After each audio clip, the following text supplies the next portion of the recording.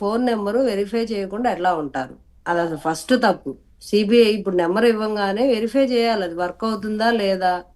పనిచేయ number ఇచ్చారా, పనిచేస్తున్న number ఇచ్చారా, ఇస్తే ఎవరిది, వాళ్ళ ప్యానెల్లో నెంబర్ పిఏదా లేకపోతే సెక్రటరీదా, ఎవరో ఒకళ్ళు ఇస్తారు కదా. ఉమ్. అట్లా ఏమన్నా ఇచ్చారా, లేదా వాళ్ళ బంధువులది ఇచ్చారా, లేకపోతే ఎప్పుడు అతనితో ఉండే అసిస్టెంట్ది ఇచ్చారా, మరి ఎవరిది అది, అసలు ఎక్కడ నెంబరు పనిచేస్తుందా లేదా, వెళ్ళి అవన్నీ డీటెయిల్స్ తీసుకోవాలి ఖచ్చితంగా. ఎందుకంటే ఎంత దూరం వెళ్ళినా మాతో టచ్లో ఉండాలి, మేము ఎప్పుడు కాల్ చేసినా అందుబాటులో ఉండాలి, మేము ఎప్పుడు ఎప్పుడు రమ్మంటే అప్పుడు రావాలి అనే కండిషన్స్, ఆయన బెయిల్ కండిషన్స్ ఉన్నాయి కాబట్టి ఈ బెయిల్ కండిషన్స్ ఉల్లంఘించేలాగా ఆయన ప్రవర్తిస్తున్నప్పుడు ఫోన్ నెంబర్ ఒకటి ఇచ్చినప్పుడు అది ఎవరిది ఏంటి అనేది ఐడెంటిఫై చేసి వెరిఫై చేసుకున్న తర్వాతే ఆయనకి పర్మిషన్ ఇవ్వాలి.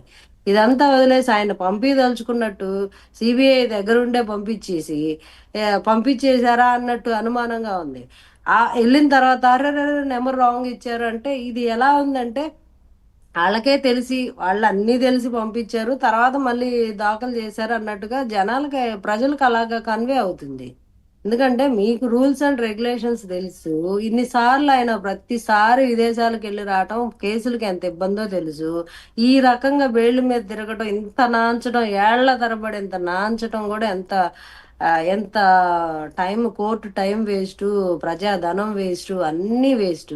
వీటిని తేల్చట్లేదు, అన్ని ఆధారాలు ఉన్నాయి అంటారు, ఇంత ఇంత బండిల్స్ ఒక్కొక్కటి వేల పేజీల రిపోర్టులు ఇచ్చారు. మరి ఇంకెందుకు ఆలస్యం, ఎందుకు ఆలస్యం, ఎందుకు బెయిల్ ఇస్తున్నారు, ఎందుకు ఆయనకి అవకాశం మీద అవకాశం, అవకాశం మీద అవకాశం, 10 ఏళ్ల నుంచి ఇన్ని కేసుల మీద 10 ఏళ్ల నుంచి బెయిల్ తిరుగుతున్న వాళ్ళు నాకు తెలిసి భారతదేశంలో ఎవరు ఉండుంటారు, నాకు తెలిసి ఆయన ఒకడే ఉన్నారు, జగన్మోహన్ రెడ్డి గారు. అసలు ఎంత హుందాగా వ్యవస్థలు ఎలా మేనేజ్ చేసుకుంటే వెళ్తున్నారో అసలు ఇదో పెద్ద కేస్ స్టడీ లాగా అయ్యేలాగుంది ప్రపంచానికి.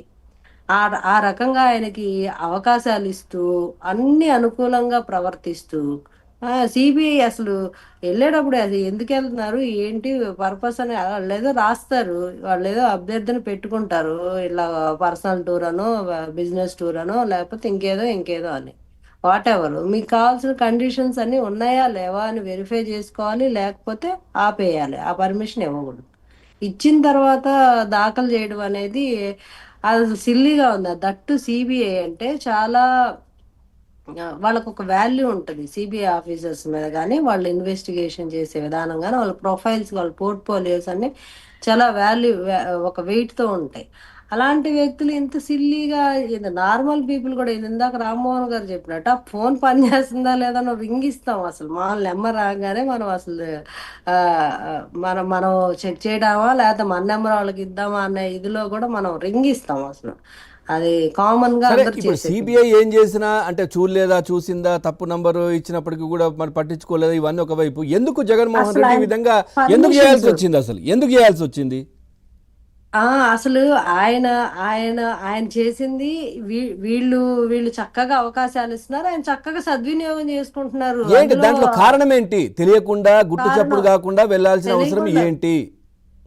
ఉంటది కదా. ఇప్పుడు ఆయన విషయాలన్నీ తెలిస్తే అట్లా, ఇందాక ప్రసాద్ గారు చాలా చక్కగా వివరించారు, ఫోన్ ఎందుకు ఫోన్ వాడిన వాళ్ళు చాలా రేర్ కేటగిరీ, ముగ్గురు నలుగురు ఉంటారని. ఆ కేటగిరీస్ కూడా చెప్పారు, ఫోన్ ఎందుకు వాడరు, ఫోన్ నెంబర్ ఎందుకు ఉండదు అని. ఎందుకంటే ఈ రోజుల్లో ఫోన్ వాడని వాళ్ళు అంటే ఇంకా వాళ్ళు ఇంకా ఎక్స్ట్రీమ్ లెవెల్ ఆఫ్ ఆ వాళ్ళగానే పరిగణించాలి. అట్లీస్ట్ వాళ్ళ కార్యదర్శులయో లేకపోతే పర్సనల్ అసిస్టెంట్స్యో ఇస్తారు, వాళ్ళు వాళ్ళు హోల్డ్ చేయకపోయినా వాళ్ళ దగ్గర ఉంటది కమ్యూనికేట్ అవ్వడానికి, అందరికి అందుబాటులో పబ్లిక్ డొమైన్ లో ఉన్న పర్సన్స్.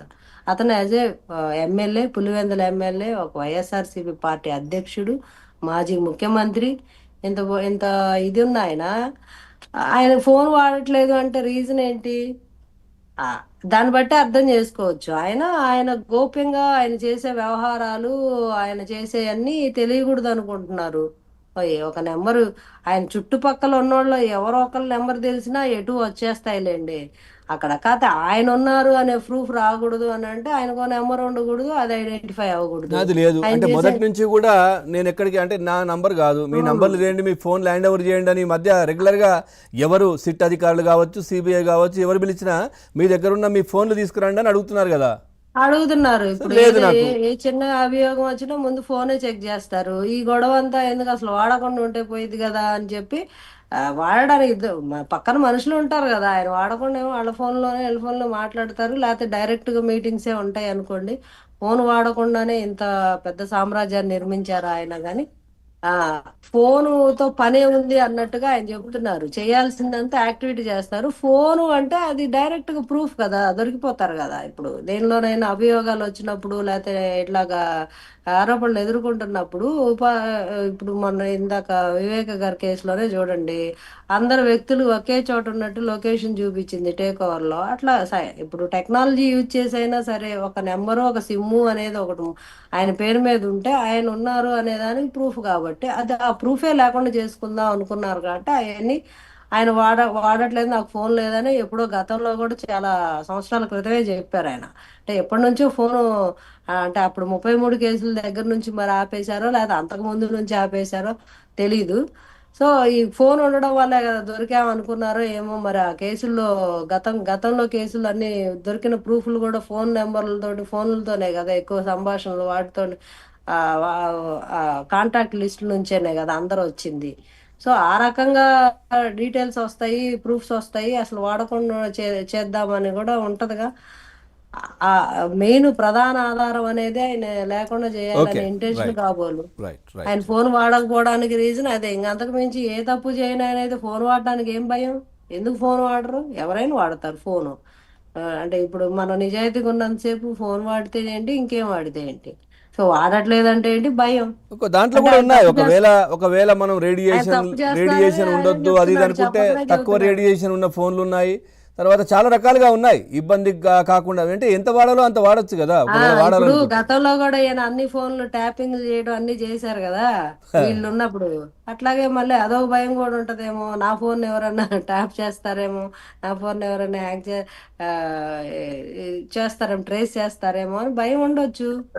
అవును. రైట్. ప్రసాద్ గారు, షర్మిల గారి ఫోన్ కూడా అప్పుడు ట్యాప్ అయింది, ఇవన్నీ ఆ కూడా మాటలు వచ్చాయి ట్యాప్ కదా అయింది కదా, ఆ గవర్నమెంట్. ట్యాప్ అయింది, ఇన్ఫర్మేషన్ అంతా రైట్. వచ్చేసిద్ది అని ఓకే. అంతా ఒక ఇన్ఫర్మేషన్ అంతా ఒక డివైస్ లో పెట్టి నేను ఎందుకు